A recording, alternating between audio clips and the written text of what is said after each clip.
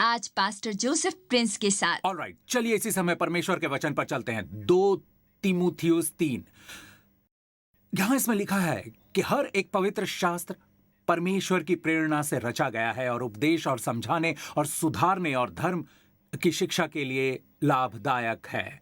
आज धार्मिकता की शिक्षा हमें बताती है कि नई वाचा में धार्मिकता एक वरदान है कि परमेश्वर का जन सिद्ध बने और हर एक भले काम के लिए तत्पर हो जाए। हर एक पवित्र शास्त्र, कहिए हर एक पवित्र शास्त्र, यह वचन परमेश्वर की प्रेरणा से रचा गया है। ग्रीक में परमेश्वर की प्रेरणा एक वचन है, ये एक वचन है।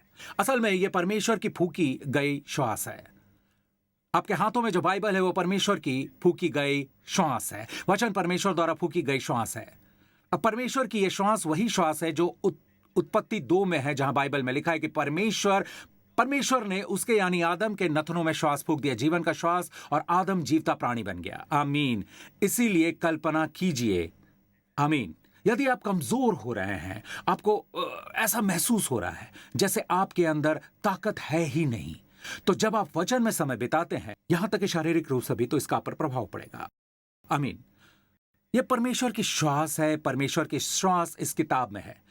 तो हर बार जब आप इस किताब को पढ़ते हैं तो ये आपके ऊपर श्वास फूंकती है। एक बार फिर से परमेश्वर आप पर श्वास फूंक रहे हैं। हर एक शास्त्र वचन परमेश्वर द्वारा रचा गया है, यह मनुष्य का वचन नहीं है। क्या मुझे एक अच्छी आमीन मिल सकती है? इसीलिए मैं आपको बस बताना चाहता हूं कि परमेश्वर का वचन यीशु मसीह से पर्दा हटाता है। यह है नंबर 1। और मैं बस आपको बताना चाहता हूं कि इसी तरह से जीवन रूपांतरित होता है। क्या मुझे एक अच्छी आमीन मिलेगी? मैं इसी समय आपके लिए जर्मनी की इस महिला की गवाही पढ़ना चाहता हूं। वो कहती है कि इसी वर्ष आया मुझे स्ट्रेप्टोकोकस इन्फेक्शन का पता चला, यानी एक बैक्टीरिया का जो गले के संक्रमण, निमोनिया और रक्त प्रवाह संक्रमण जैसे विकारों का कारण बनता है। और मेरे सिर, हाथों, पैरों में असहनीय दर्द का अनुभव हुआ। मैं 2 वर्षों के अंदर 14 बार कई अस्पतालों में गई और मुझे एंटीबायोटिक्स और अन्य भारी दवाएं दी गई, जिससे थोड़ी देर के लिए बुखार तो चला जाता लेकिन दर्द नहीं जाता। फिर मुझे मॉर्फिन दी गई क्योंकि कोई अन्य पेन किलर्स मेरी मदद नहीं करता। बिना किसी परिणाम के 2 सालों के उपचार के बाद डॉक्टरों ने मुझसे कहा कि वे अब मेरी मदद नहीं कर सकते। मैंने उम्मीद खो दी। उस समय मुझे समझाया गया कि मैं बीमार थी क्योंकि या तो परमेश्वर मुझे सबक सिखा रहे थे या ये मेरे द्वारा किए गए पापों का परिणाम था। सार दर सार मेरी मॉर्फिन की डोज बढ़ती गई जब तक कि मैं अधिकतम डोज तक नहीं पहुंच गई। मैं मॉर्फिन की आदी हो गई थी और सामान्य जीवन नहीं जी सकती थी।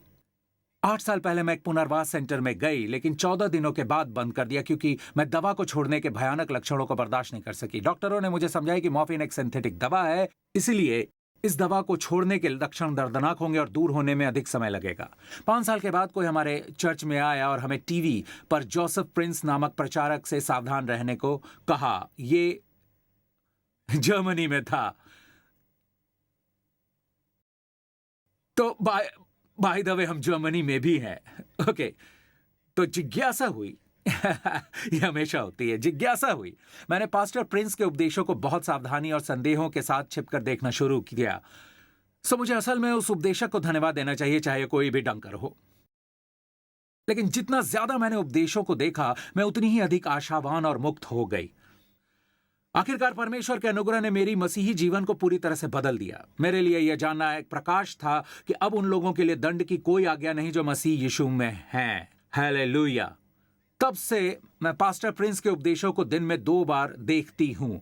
मैं नियमित रूप से प्रभु भोज में भी भाग लेती हूं, यह विश्वास करते हुए कि उनके कोड़े खाने से मैं चंगी हुई। मैं पिछले वर्ष से तकरीबन 18 वर्षों के बाद प्रतिदिन यह स्वीकार कर रही हूं कि मैं मसीह में परमेश्वर की धार्मिकता हूं। बिल्कुल बाइबल की उस स्त्री की तरह जो 18 सालों तक कुबड़ी थी। तकरीबन 18 सालों के बाद मैं मॉर्फिन की लत और दर्द से मुक्त हुई हूं। यह पूरी तरह से सहज था और मुझे दवा छोड़ने का कोई लक्षण महसूस नहीं हुआ। हालेलुया, परमेश्वर की महिमा हो। जो मुझे अगली चीज पर लाती है कि जब आप बाइबल का अध्ययन करते हैं तो आपको करना ही होगा। बाइबल में लिखा है कि अपने आप को परमेश्वर के प्रति स्वीकृत दिखाने के लिए वचन को सही ढंग से विभाजित करके अध्ययन करना होगा। आपको वचन को सही ढंग से विभाजित करना होगा। जब आप पुराने नियम को पढ़ते हैं तो बहुत सावधान रहें, खासतौर पर तब जब आप अपने पुराने नियम को पढ़ते हैं। कुछ प्रत्यक्ष व्यवस्थाएं हैं, मैं नहीं जानता कि पुराने नियम में बहुत सारी कहानियां हैं जो हमें पसंद है, लेकिन वहां व्यवस्थाएं भी हैं। व्यवस्थाओं की व्याख्या नई वाचा के प्रकाश में की जानी चाहिए। हमें परमेश्वर के वचन को सही ढंग से विभाजित करना चाहिए। क्या मुझे एक अच्छी आमीन मिलेगी? अब हम व्यवस्था के अधीन नहीं, हम अनुग्रह के अधीन में व्यवस्था मांग सकती है। अनुग्रह आपूर्ति करता है। जब उन्होंने व्यवस्था का पालन नहीं किया तो मर गए। अनुग्रह के अधीन आप मरते नहीं। अनुग्रह के अधीन असल में आप मन फिराते हैं और आप स्वीकार करना सीखते हैं कि मैं मसीह में परमेश्वर की धार्मिकता हूं। आप एकमात्र यीशु की ओर देखना सीखते हैं और बूझिए क्या होता है, जो कुछ आपके पास वापस आता है वो उससे कहीं अधिक होता है जो आपने खोया।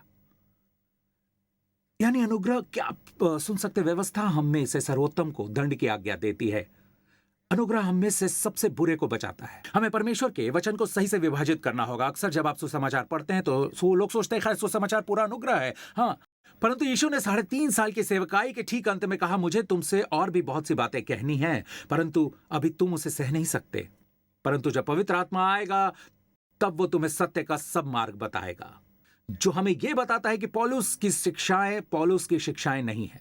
पौलुस की शिक्षाएं स्वर्गिक मसीह की शिक्षाएं हैं, पिता के दाहिने हाथ पर महिमा मंडित मसीही की शिक्षाएं, प्रेरित पौलुस के माध्यम से। और इसलिए पौलुस, जब आप पौलुस से संबंधित प्रकाश की पुस्तक पढ़ते हैं, साथ ही साथ पूरा पत्रस और पूरा यूहन्ना और पूरा नियम पढ़ते हैं, तो ये मनुष्य के वचन नहीं है, ये परमेश्वर के वचन है। मैं ये नहीं कह रहा कि पुराना नियम प्रासंगिक नहीं है, पुराना नियम बहुत प्रासंगिक है। मैंने आपको पिछले सप्ताह दिखाया था कि आपको बैल का मुंह नहीं बांधना चाहिए, और इसकी सही से व्याख्या क्या ऐसे करनी है, ऐसे याद रखिए। उदाहरण के लिए, संदेह के लाभ के लिए, ताकि ये इस संदेश में समाहित, उदाहरण के लिए 1 कुरिन्थियों 9 में ये अद्भुत है। पौलुस इस व्यवस्था की ओर देखता है और पौलुस कहता है, मूसा की व्यवस्था में लिखा है कि व्यवस्था विवरण में कि दावने में चलते हुए बैल का मुंह ना बांधना, तो वहां एक व्यवस्था है, एक पुराना नियम है, राइट। जब आप, तो हम क्या पुराने नियम पढ़ना चाहिए? हाँ, वहां एक लाभ है। इसीलिए जब आप पुराना नियम पढ़ते हैं तो इसमें लिखा है कि दावने में चलते हुए बैल का मुंह ना बांधना। वो कहता है कि क्या परमेश्वर को बैलों की चिंता है? आपका क्या ख्याल है, क्या परमेश्वर को बैलों की चिंता है? इससे अधिक कुछ नहीं। तो इसे सुनिए, पुराने नियम में भी शास्त्र वचन का यही मकसद है। क्या परमेश्वर इन बातों को हमारे लिए कहते हैं? इन सब बातों को अंडरलाइन कर लीजिए। इन सब बातों का मतलब होता है सभी शास्त्र वचन परमेश्वर लिखते हैं, परमेश्वर इसे हमारे लिए लिखते हैं या दर्ज कराते हैं, ताकि जोतने वाला आशा से जोते और दावने वाला भागी होने की आशा से दावनी करे।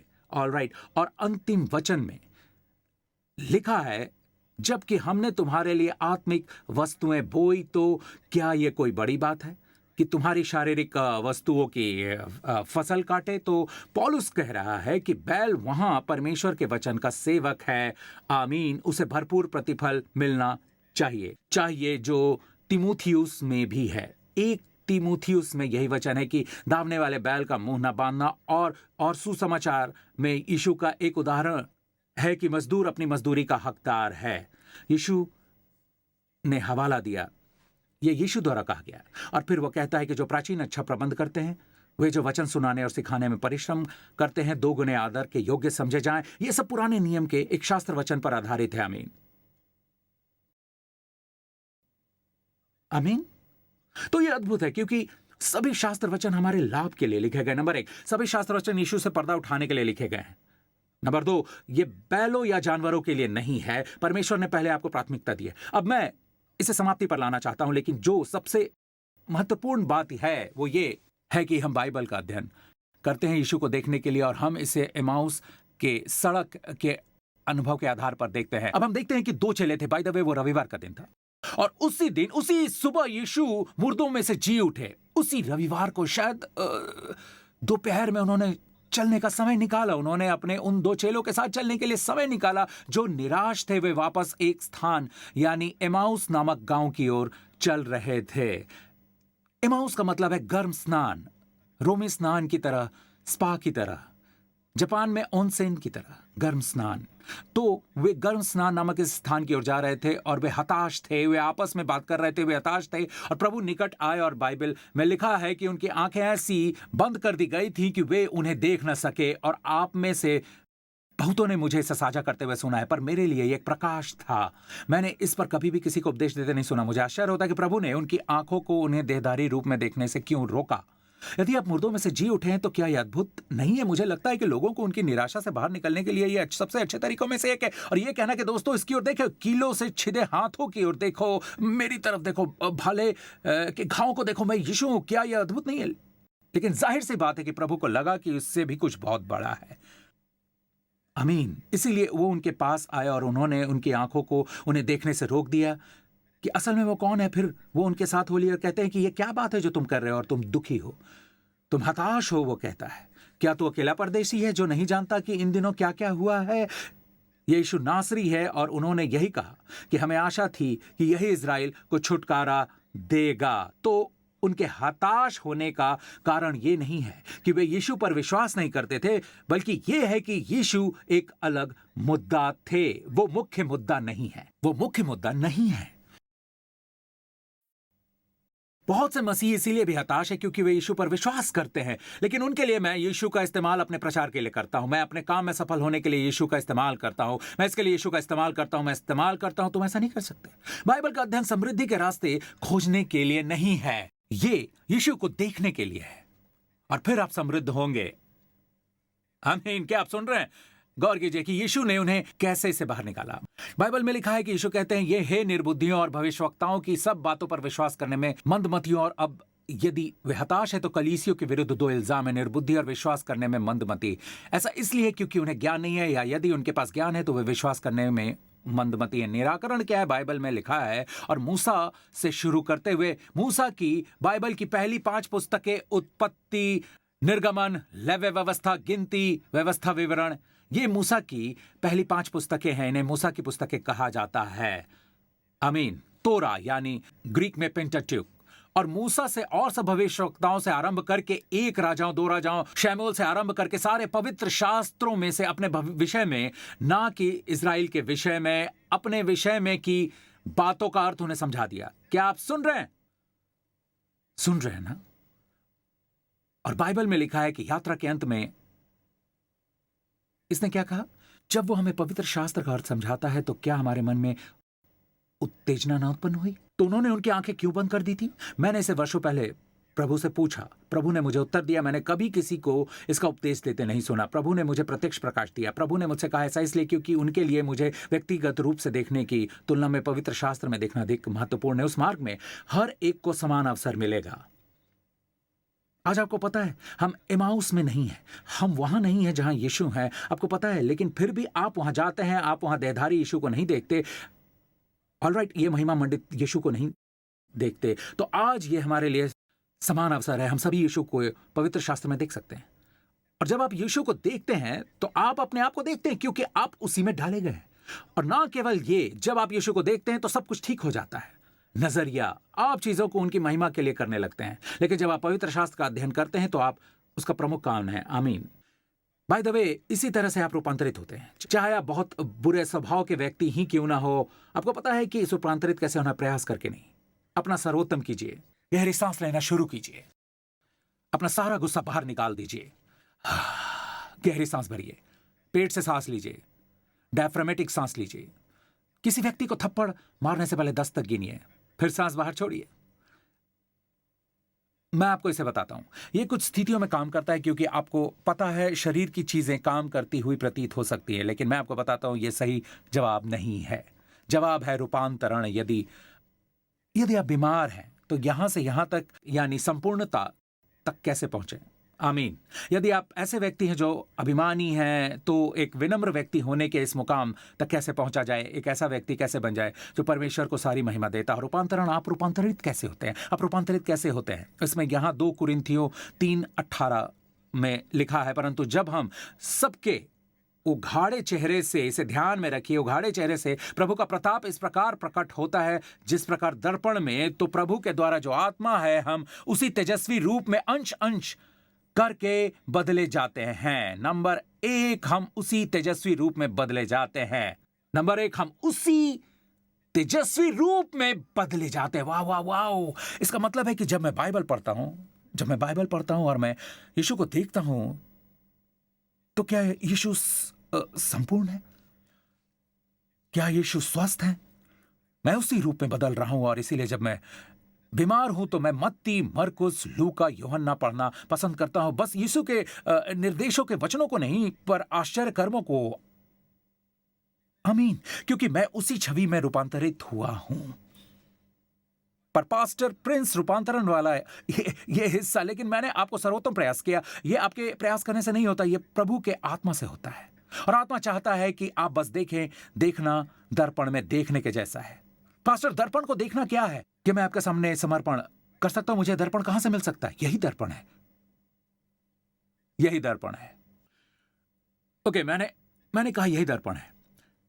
खैर, किस आधार से, अब किस आधार से कहते हैं कि सालों से मेरे पास लोग इस वचन का हवाला देते आए हैं और मैं नहीं जानता कि इसे व्यवहारिक रूप से कैसे करूं। मैं आराधना में प्रभु की महिमा को कैसे देखूं। मैं कुछ हद तक सोचता हूं, हाँ आमीन, हम भक्ति में परमेश्वर को देखते हैं, लेकिन मुझे नहीं लगता कि यह वचन इसी बात का जिक्र कर रहा है। क्या यह ध्यान में है? मैं अभी बैठ जाता हूं और यीशु के बारे में सोचता हूं, क्या यह ध्यान है? मुझे लगता है कि कुछ हद तक इससे मदद मिलती है, आमीन। लेकिन मुझे लगता है कि बाइबल वचन पढ़ने की बात करती है। आपको पता है मैं इसे कैसे जानता हूं? संदर्भ से।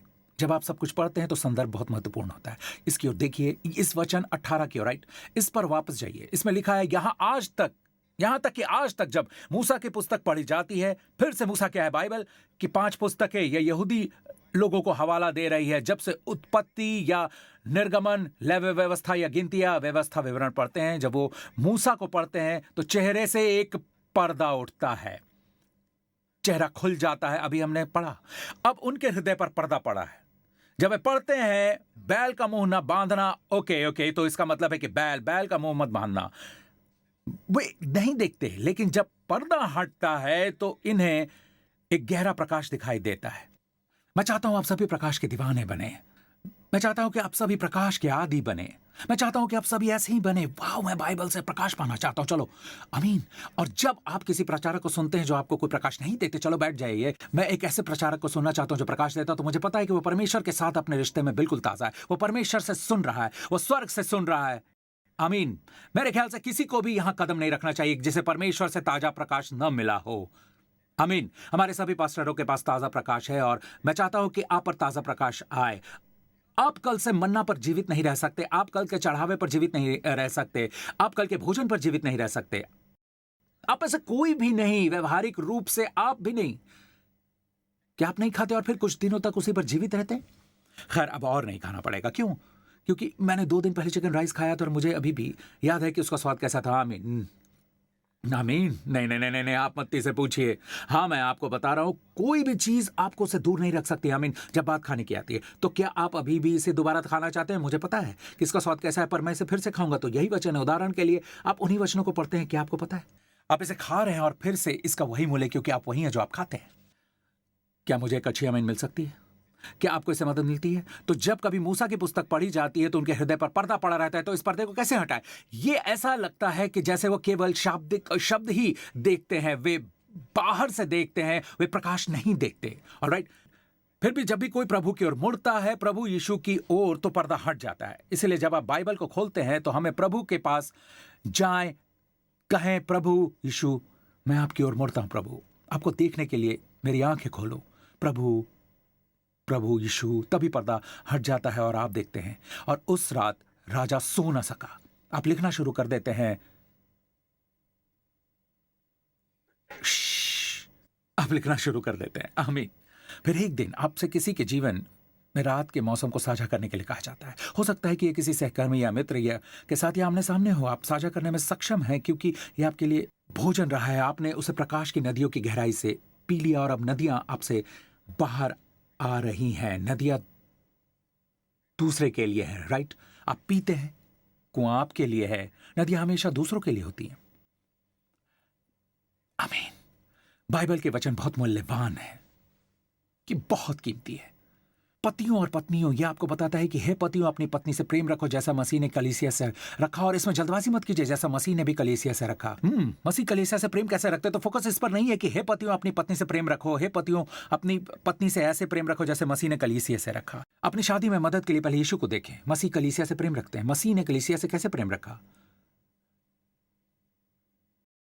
क्या उसे दंड की आज्ञा देते हैं? नहीं, मैं अपनी पत्नी को दंड की आज्ञा नहीं दूंगा। मसीह कलीसिया से कैसे प्रेम रखते हैं? श्रेष्ठ गीत में वो उसकी ओर कैसे देखते हैं, हे मेरी प्रिय तो स्वर्ग सुंदरी है, तुझ में कोई दोष नहीं। वाह पास्टर, चलो भी हमारी सभी पत्नियों को नकली वाला मिला है, आपको पता है। लेकिन परमेश्वर कलीसिया को इस तरह से नहीं देखते। परमेश्वर सच्चाई को ऐसे देखते हैं जैसे कोई नहीं देख सकता। आपको पता है चर्च विभाजन देखता है, यहां तक कि मसीहियों में भी विभाजन है, विभाजन, संप्रदायों में विभाजन। पर आपको पता है जब आप परमेश्वर को देखते हैं तो परमेश्वर कलीसिया देखते हैं। जब परमेश्वर सिंगापुर में देखते हैं तो परमेश्वर एक कलीसिया देखते हैं, परमेश्वर एक कलीसिया देखते हैं। जब एलिया कार्मेल पर्वत पर बाल के भविष्यवक्ताओं की चुनौती दे रहा था, तब एलिया ने एक साथ 12 पत्थर बनाया। उसी समय राज्य विभाजित हो गया, गोत्र विभाजित हो गए, और फिर भी उसने अपनी प्रार्थना में परमेश्वर के सामने एकजुटता प्रस्तुत की। जहां तक उसका सवाल है, उसने स्वर्ग के विजन के अनुसार प्रार्थना की, न कि मनुष्य के विजन के अनुसार। आपको प्रार्थना करनी चाहिए। स्वर्ग नीचे की ओर है, हमेशा धरती नीचे नहीं, धरती से स्वर्ग तक। जो मैं कह रहा हूं आप सुन रहे हैं या नहीं? परमेश्वर को देखिए जिस प्रकार परमेश्वर देखते हैं। हे पिता, आपका धन्यवाद कि आप मुझे देखते हैं। धर्मी प्रभु, बेदाग प्रभु, आप मुझे मसीह में सर्वांग सुंदर देखते हैं। हालेलुया। आपका धन्यवाद पिता, जब आप बीमार की ओर देखते हैं तो आप मुझे पहले से ही चंगा देखते हैं। आमीन। आप देखते हैं कि हमारा परिवार फल फूल रहा है प्रभु। धन्यवाद प्रभु। तो परमेश्वर के नजरिए से देखिए। आमीन। दोस्तों, बाइबल में लिखा है क्योंकि परमेश्वर ने जगत से इतना प्रेम किया, इसका मतलब होता है कि परमेश्वर ने इतना प्रेम किया कि उन्होंने अपना इकलौता पुत्र दे दिया, ताकि जो कोई उस पर विश्वास करे वो नाश ना हो परंतु अनंत जीवन पाए।